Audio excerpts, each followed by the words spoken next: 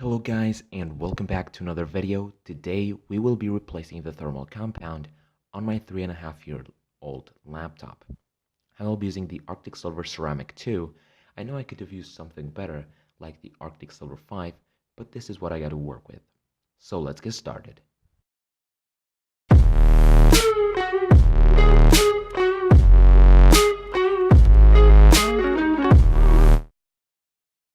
Okay, so we will start by taking apart the computer. This is really easy. I'll just turn over the laptop and take all these visible screws. Now, one thing to keep in mind. Now, I'm going to be time-lapsing this. If you didn't take apart your computer yet, I will recommend you to just go and search online a guide to disassembling your specific computer model. This is an HP Pavilion 15, and I know how to disassemble it. Now, it's pretty similar how to disassemble certain laptops. It's just taking all the screws from behind and then lifting the keyboard assembly, or just like on mine, the whole face with the trackpad and the keyboard and the speaker grill. So I will just recommend you to watch a guide on how to disassemble your particular computer. Now, I'm not going to be completely disassembling it, just so we can get to the heatsink. Now, I just forgot to remove the battery. Just do that first if your computer has a removable battery. Now, it's not a big deal that I did now since I just removed the screws. That's not really that big of a problem, but this is something to keep in mind before you take apart something. Take the battery out.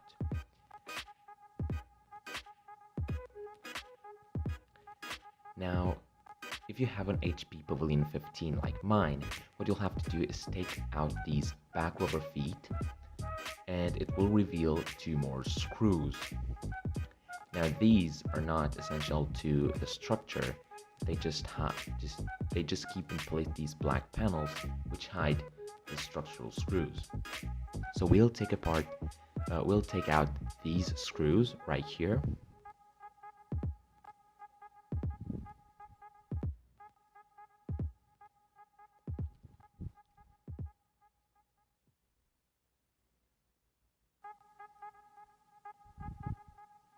And now these black panels, you just slide them onto this specific panel to the left and up, and you lift it at the same time.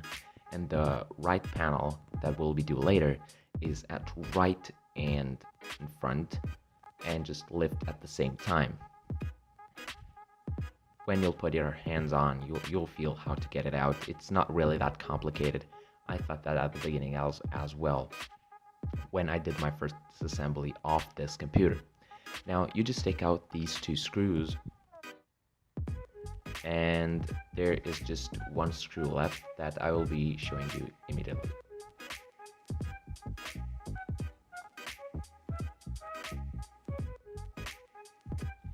Okay, so you can see on that screw hole that this is this symbol. That means that it holds in the optical drive. You just put your nails in here after you remove it and just pull it out gently. So just do everything gently. Okay, and now you just push with your 2 fingers on this side to take out this front cover if you want to replace the optical drive, or just put one of those caddies that allow you to put an SSD or another HDD in it. And just to pop it back in when you got the replacement.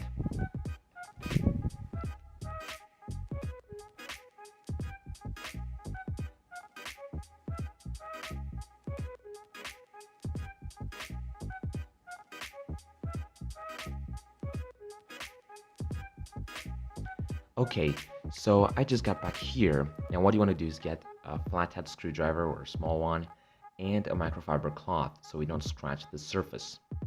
I'll just fold it around the tip of the screwdriver just to protect the computer, and I will just slide it in and start prying. Now you can see the whole face of the computer with the power button, the speaker grill, the touchpad, everything gets out in one piece on mine. On you, just the keyboard might come out, or you just have to study that. And I just forgot about this little screw. Once you remove your optical drive, there might be some screws on that underside. So I forgot about that one, so we just removed it. You can see here, just check for screws, if your computer has an optical drive. Okay, so getting back in the front, we are going to get that little tiny screwdriver, which is a flathead, and that microfiber cloth, and just keep its head into it and start prying the keyboard out. Now, don't go too deep or don't lift it too much. You might break the clips or the connectors, and don't force it. If you feel that it's holding it in place, don't force it. You might just break the clip, or there might be a screw that you forgot about. The corners are the trickiest.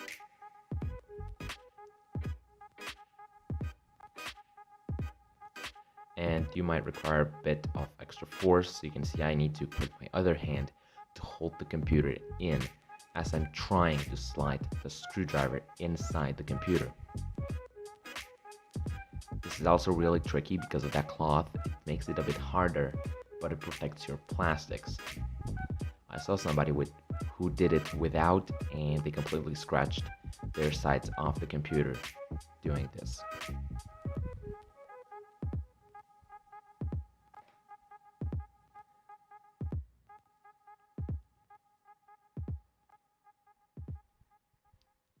There might be a screw I forgot. Let's check. I'm not going to press the lid in so I don't clip the keyboard back in. I just hold it gently so I don't just undo what I just done. Okay, so let's get back. There's nothing that seems to hold that keyboard in.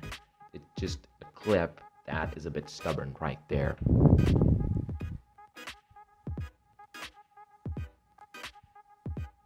So I'm gonna just try again and slide my tiny screwdriver over there. And I think I just got it. Yep, it just unclipped. You can see the sides. Now where the optical drive was, the frame is now really loose. You can just bends around the screwdriver. Now here I'm just gonna use the leverage. I'm not gonna slide the screwdriver in, just to lift that up. Again, take care on the underside of your keyboard and on the computer. This needs to be really gentle. Don't apply much force, and if you just get to apply more force, do it progressively and slowly. Now this part just clipped in as I was holding in the computer.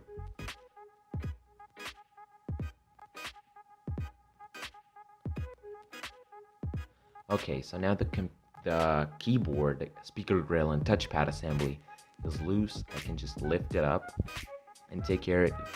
On this computer there are 3 connectors: the keyboard, trackpad, and the power button.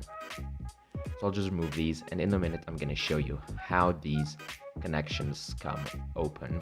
Now I'm just looking on the underside of the keyboard. You can't really see it on camera right now.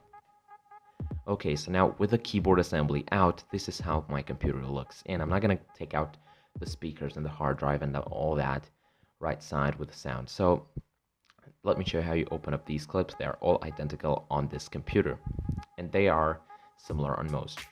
So if you look over here, this is my optical drive connector. Some might be wider, some might be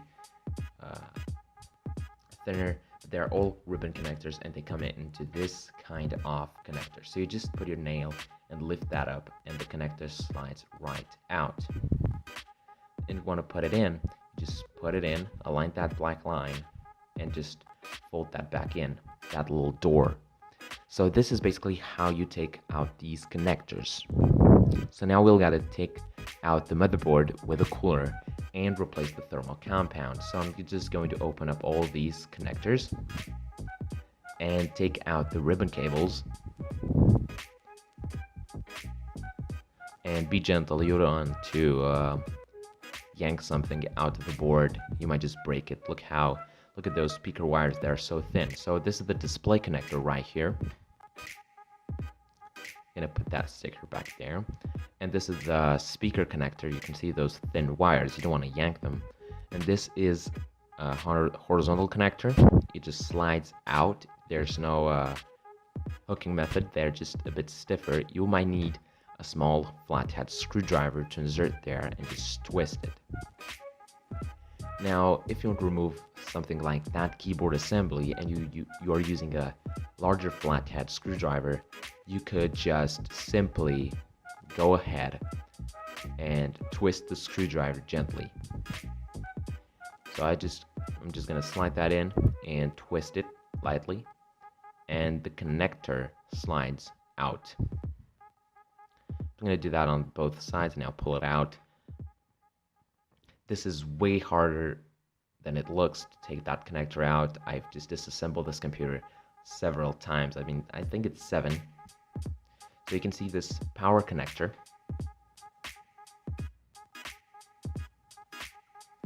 Now, the only hard part into this disassembly thing is those horizontal connectors, just like the speaker one, but it's nothing to scare about. You just take it out.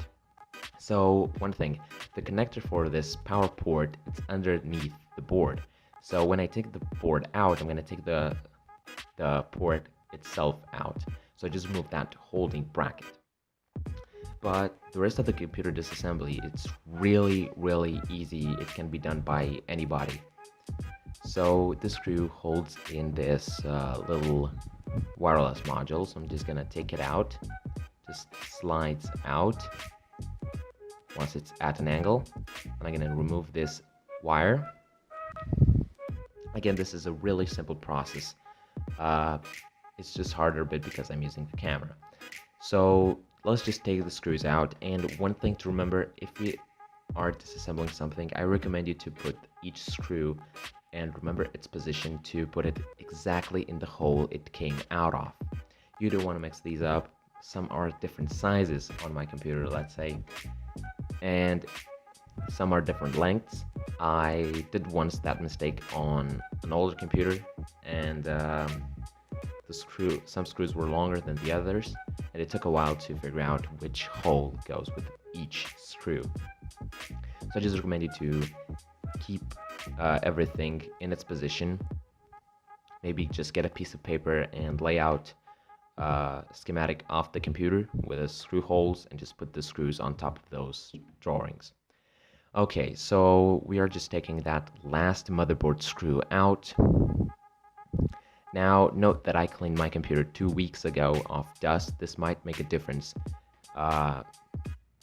for you. Before replacing the thermal paste, I recommend you to try just cleaning the airflow out of dust. See if you still have overheating issues, or if you have still bad thermal efficiency. And if you still have, you could try replacing this thermal compound if you buy a reasonable quality one. Okay, so I just slide the motherboard out to the right, out of the ports cut out. So I'm just gonna take this shell out of the way.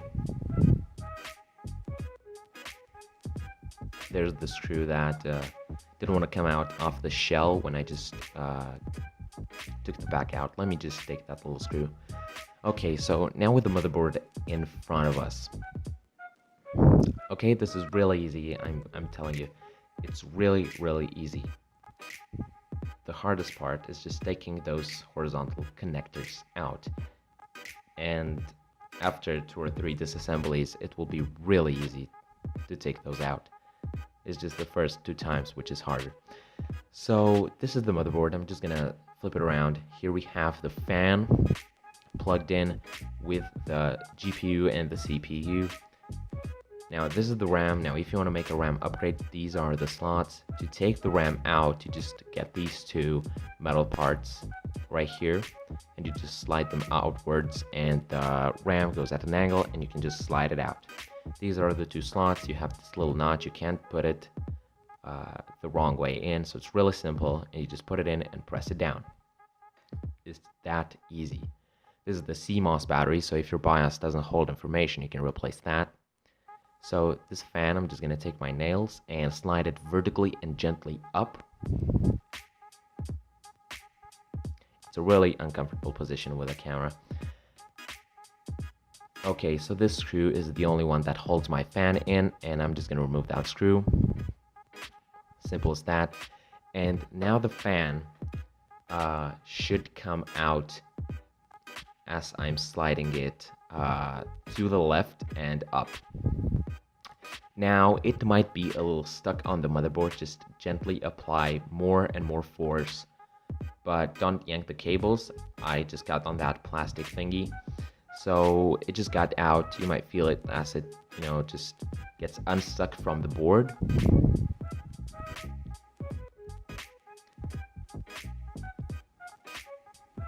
And this is the fan. You can see it's quite clean, cleaner than that. I don't really can get it. I tried getting Q-tips with rubbing alcohol in between those fins at the fan to clean it out of dust, but that's the most I can do. Now these fins have little to no dust. I just blow them out, and you can see now with this clean, I just blow it at it. I didn't use versus to clean all the dust. I just cleaned that 2 weeks ago. That might make a huge difference. And you can see these screws hold in. So you just want to remove these. I'm going to do it in a crisscross pattern. That's the best way you can do it. That's actually most important at putting it back together, not at removal. And also you might see that near each screw you have a little number etched in. Now that is the order of taking out the screws. So you have like 1, 2, 3, 4 near each one, and that's the order to take when you put it back in. At removal, it's not really that crucial, but I'm still gonna do it in a crisscross pattern just to make sure. Those are mostly for the assembly back. So you can see right here. Now this is I think this one is the CPU, and what we just done is the GPU. So you can see, just gonna take out, make sure that everything is out of its hole.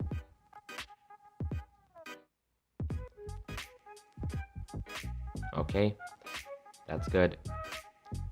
And these are the last screws, these last 3 screws.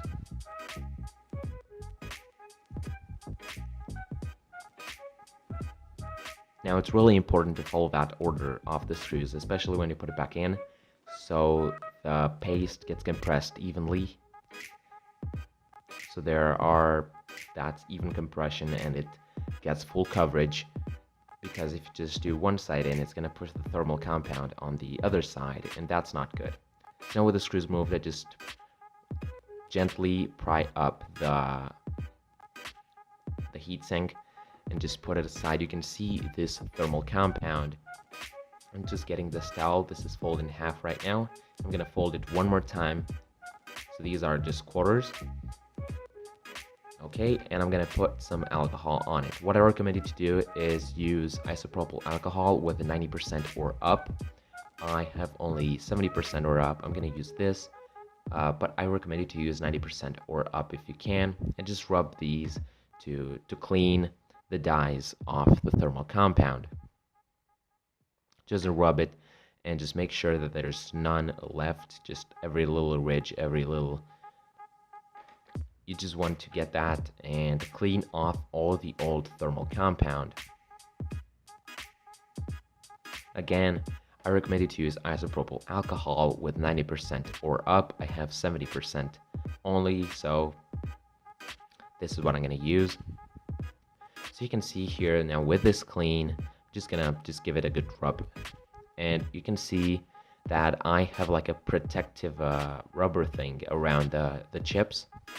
And I'm just gonna put this on the other side to hold the screws. You can see the thermal compound there, just making sure that these screws don't fall. They have this little washer on them so it doesn't fall. So you can see this is the thermal compound, and we're gonna take that little paper towel with the alcohol and start cleaning them up. And I put a bit more alcohol. So just make sure that everything is perfectly clean.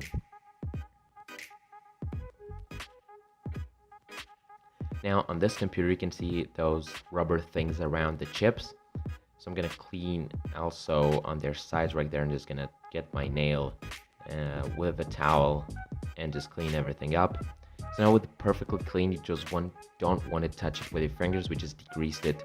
This is really, really important. Don't put your fingers onto it. Here we got the thermal compound. Okay, and what we're gonna do is apply the thermal compound to the dies, and we're gonna do it in a way so that's just like a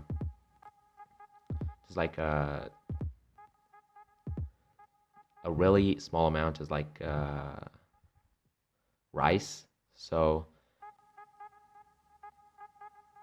just gonna put a small amount to each chip. Just make sure that you don't put a lot. Now it's better to put a bit more rather than less, so you get the best coverage. I'm gonna put a little more. Since this is a non-conductive thermal compound, I'm not afraid of a bit of overspill. I also have these rubber things around the chips, which ensure that nothing shorts out. Now, if you have a conductive thermal compound, I recommend you to take a bit more care. This is why I went with this thermal compound. It's not conductive, and it's really not a problem if I put a bit too much. I just get the best coverage. That's what I want for the best thermal efficiency. I just settle this down on top. I just put the metal fins in their spot and hold these heat sinks. So I aligned them perfectly with the screw holes, and once that's done, just settle it down, press it a bit with your finger, and tighten the screws in their order that's etched around in this crisscross pattern. But don't tighten them all the way, tighten them just a little bit. So I'm not tightening them all the way, just in that order, and I'm tightening them just so they don't move. And then we can just put them and tighten them completely all the way once we just go in the order and put them in, just so they don't move anymore in their screw holes. Now again, in the same order, 1, 2, 3, 4, 5, 6, 7, I have 7 screws right here. Just in that same order that's etched, just tighten them all the way and make sure that the thermal compound is evenly compressed.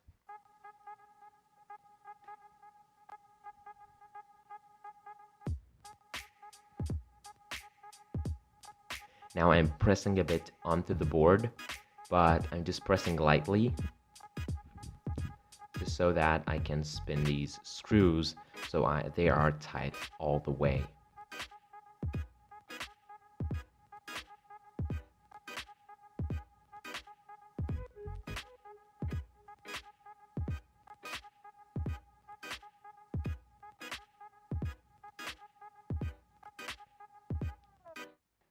Okay, I'm just gonna take that little old thermal compound off that. Okay, and now with the board done, it's time to visually inspect if we've got something over that got out because we just put a little too much. I can't see anything that got out after we compressed it, so that seems to be fine. And now I'm gonna just take the fan and put it back in. Just slide it to the right and down, and put that little screw back in its hole and screw it in.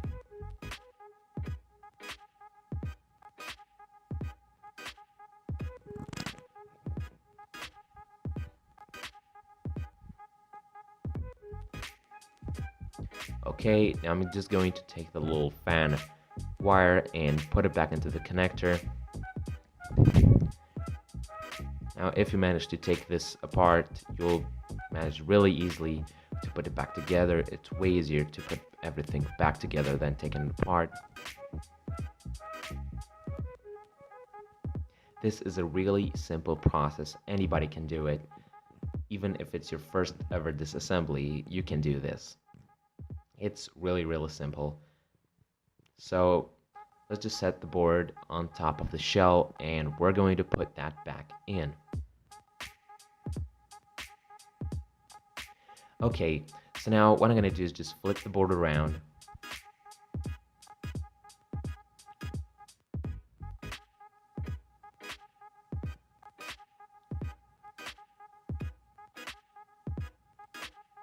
Make sure that all the wires and the connectors from underneath the board are on top of it. You just don't want to trap a connector underneath the board.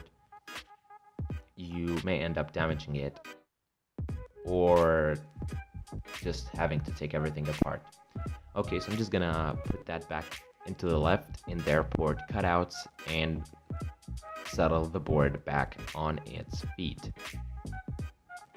On those little standoffs that they have to hold the motherboard, it's not setting straight on the shell, it's just having like little pegs that sits on top of it. This is also onto full-size desktop computers. They have the standoffs for the motherboard in the case. So I'm just gonna put that bracket back in that holds our power port and get it screw and put the bracket back in completely.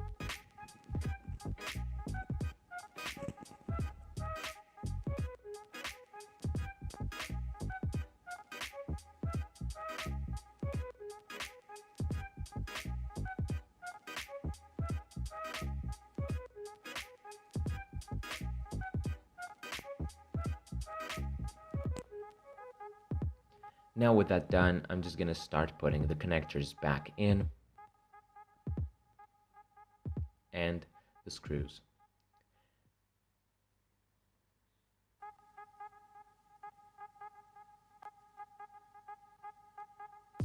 Okay, now what I just realized is that I trapped the speaker wire underneath the board, and I'll just have to lift the board a bit just to take that speaker wire out. I just didn't see that. I forgot to take it out underneath the board. I hope I didn't compress it in a way so that I damaged the wire. I didn't actually just put pressure on the board, and I think it's fine. But again, just make sure that all your wires are at the board. The wire is perfectly fine. The most that could happen is the wire is just the insulation just get a bit damaged. You could see just the mark on the insulation off the wire, but that's the most of it. What could have happened? Now I just got the speaker wire from underneath the board, plugged that back in, put this wireless back in, screw it in, put that little wire, and just now put all the connectors and the screws off the motherboard that hold it in onto the shell. Now with everything done, I'm just gonna just settle that wire back in there and put the keyboard assembly back in with the connectors also plugged in. Now I'm just gonna clip everything back together, just run my fingers along the edge. Put that little screw that is underneath the optical drive, and now it's time to put the optical drive. Now here's a little problem with my computer specifically.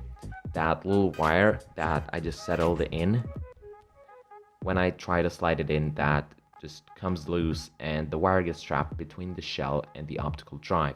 Now in the future I might put a piece of tape on that. It's really starting to get annoying. Every time I put that back together, I have to just push it with my screwdriver while I'm putting the optical drive back in. Just doesn't want to set in its spot. And now with the optical drive back in, it took around 5 minutes to just settle that wire while I was putting in that. Just going to do the reverse process, just put the screws in, put those little plastic covers,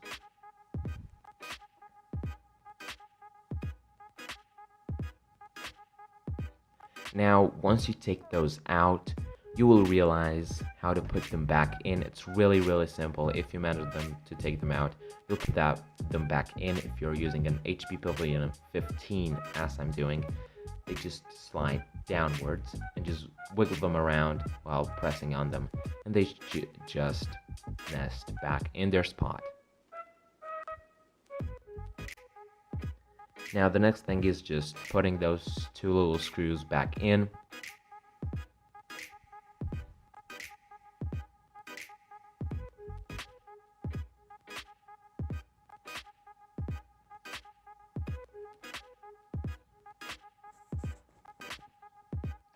Again, all this assembly is really simple. It can be done by anybody. Just going to put all the screws back in their holes.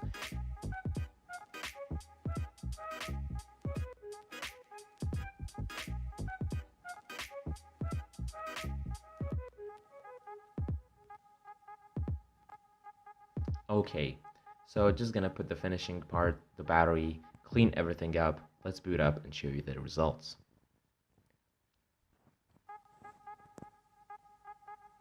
Okay, so this is at the start of, with the all thermal compound, the first test.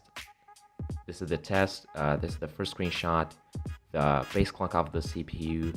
This is turbo boosting right here, and the temps are around 60 degrees. Now, the GPU has a base frequency of 1082 megahertz. Now it's at 1150 megahertz, so it's a bit turbo boosting. Now, this is later at minute 19, second 30. The CPU is still at its base clock. The GPU is still turbo boosting at 90 degrees, its top temperature, and the CPU at its top temperature of 85 degrees. No thermal throttling yet. Now this is the third screenshot right here that you can see. This is at minute 19, second 45. The CPU at its base clock. Now the GPU is still turbo boosting, but at a lower frequency at 1137 megahertz compared to 1150. Now the temps around 89 degrees on the GPU and 85 on the CPU.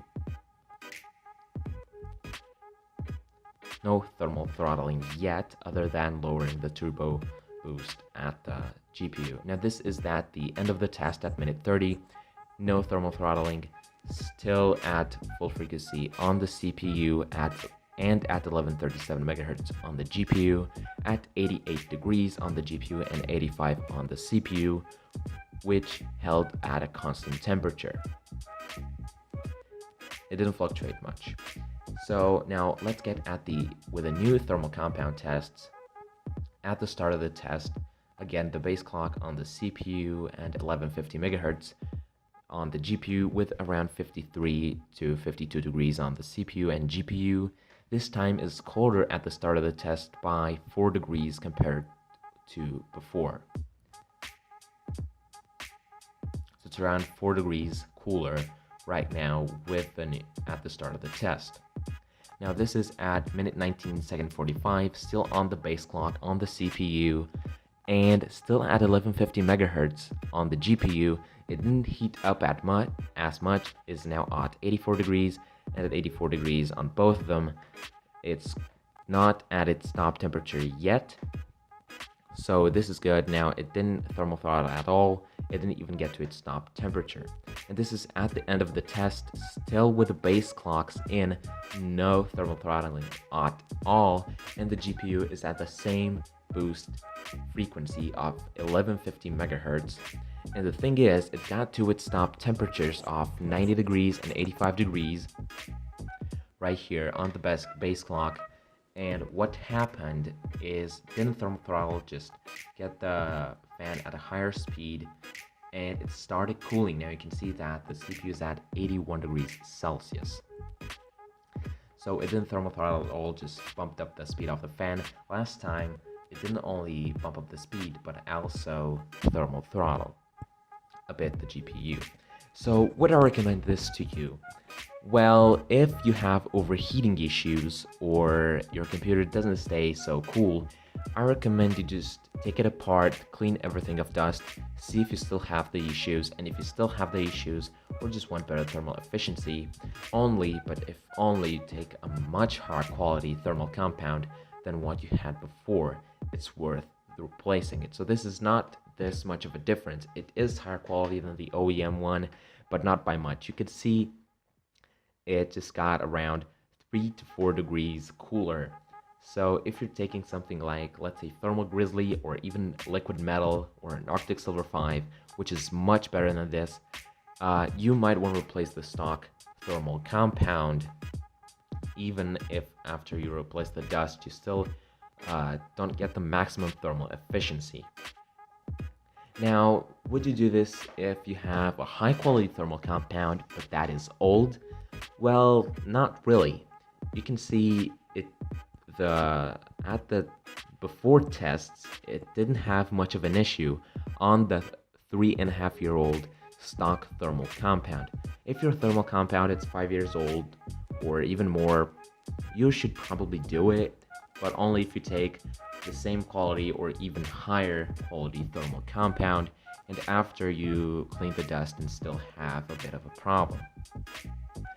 Otherwise, as you might have seen, it's a really simple process and there's no problem in doing it. It can be done even if it's your first time. It's a really easy job. You're just taking some screws out, taking some wires out. The only little problem is those little horizontal wires. It just takes a little more force and patience to get them out. But otherwise than that, it's a really simple process. You have the patience, and if you are looking online to the guides to taking apart your specific laptop or even computer, it is a really simple process. And I would recommend you to do it if you have 5 years or older thermal paste.